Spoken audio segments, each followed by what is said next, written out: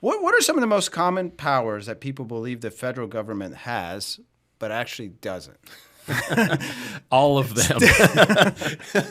Okay. Yeah, that one's such a huge topic. I mean, you look through the Federal Department of, Right. and almost all of them are unconstitutional, whether it be the Federal Department of Education or Health and Human Services and on and on. There's so few actual enumerated powers.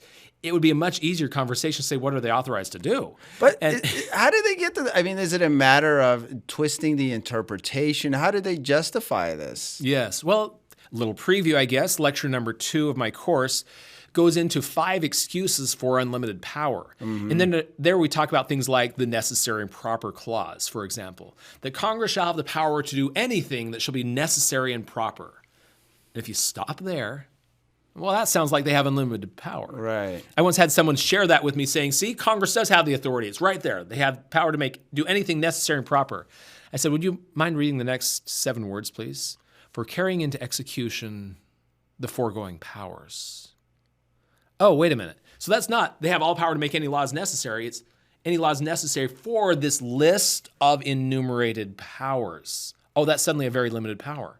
Yeah. But when you take it out of context like that and just read, well, this is now called the elastic clause because they figure they can stretch it to fit any power they need.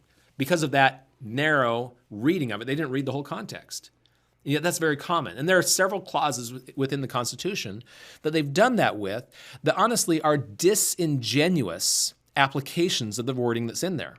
There's no reasonable argument to claim, for example, that the necessary and proper clause really is a broad grant of power to do anything they feel necessary. Right. Which they've done, though.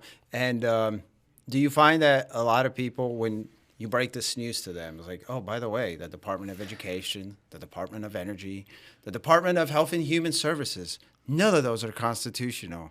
I get two reactions to that, depending on where they are, I guess, mentally, politically.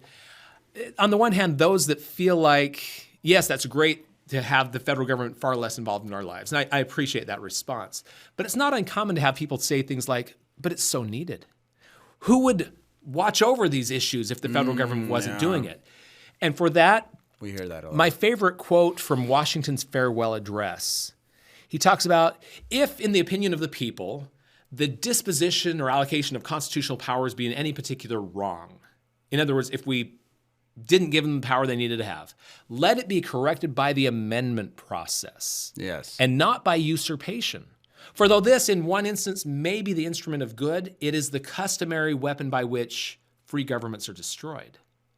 So going back to their argument, it's so needed. Well, if it's so needed, then we need an amendment to the Constitution to formally and properly grant that power through the constitutional amendment process. We don't just steal the power because we feel like it's needed. And as Washington said there, for though this, in one instance, might be the instrument of good, it's the way in which free governments are destroyed. Yeah.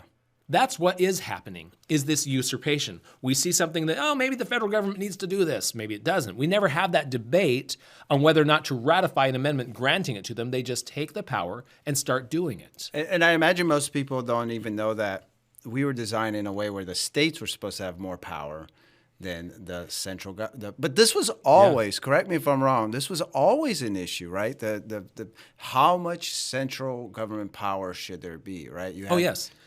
Just going back to our early history, before the U.S. Constitution, under the Articles of Confederation, the states were so jealous of their power and not allowing the central government to have power.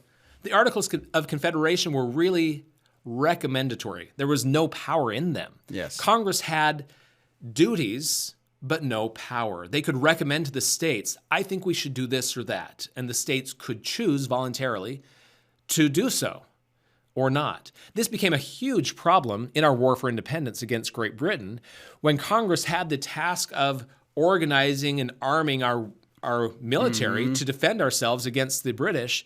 They couldn't tax to pay for it. Right. They would beg the states, please send funds in for the war. We've got to provide for our troops' needs. And the states would raise some taxes, spend some money, and hey, if there's anything left over, maybe we should send this over to help Washington out with his war. It didn't work. So it was almost like little countries Yes, kinda, loosely tied with an agreement Yeah. to collaborate. which a is little. how the Constitution did eventually come about, right? That is the one exactly we right. use. So when they recognized the Articles of Confederation were inadequate and that we really need some national enforcement power, if we're going to have a central government in charge of these things, they need to have the power to do the things we're asking them to do. So then we had the Constitutional Convention of 1787, in which they created a hybrid. Now, they defined the terms federal and national as two different things. Today we use them interchangeably. They're not the same thing, though. Federal, they defined as this is voluntary participation. Its powers left to the states. National, the national government has some enforcement power. And they created this hybrid. In the list of enumerated powers, the federal government really has national enforcement power. But then by the 10th Amendment, anything not on that list is left to the states or the Right. people. So it's partly federal, partly national. And then since that time, it's become more and more national, and the federal, leaving to the states all the other powers, has really been diminished. The states' power has shrunk as their power shrinks as the federal government takes more power to themselves.